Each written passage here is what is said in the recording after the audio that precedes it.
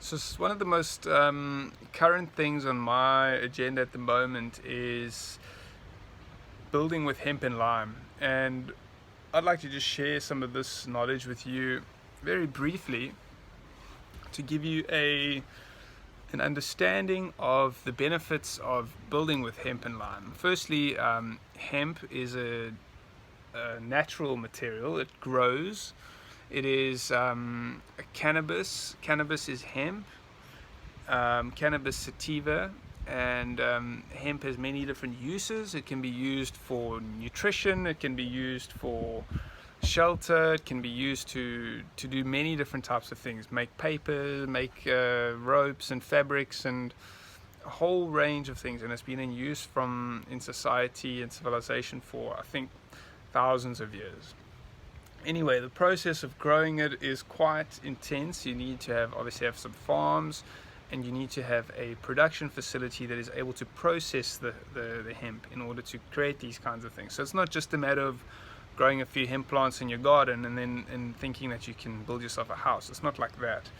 It's more involved, but the advantage of it is that it's a natural material and it's a renewable material. It's something which captures carbon from the atmosphere, from our air, and it's something that is regenerative.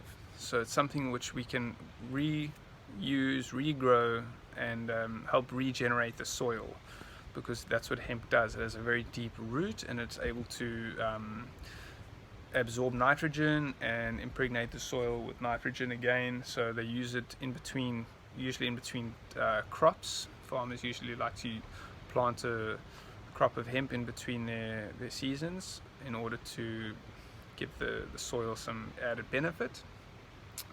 And lime is a product, limestone. It's abundant in nature. It's everywhere. The Romans used it thousands of years ago to build their cities. And what happens is that limestone is mined, quarried, and it goes through a process of kiln. So it gets burned at a temperature of about 800 degrees Celsius. And this causes the lime to what do they call it? Oxidize in a way.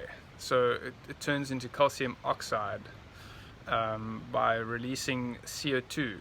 Okay, and then when calcium oxide is created, they add water, a small amount of water to the calcium oxide, and this turns it into calcium hydroxide.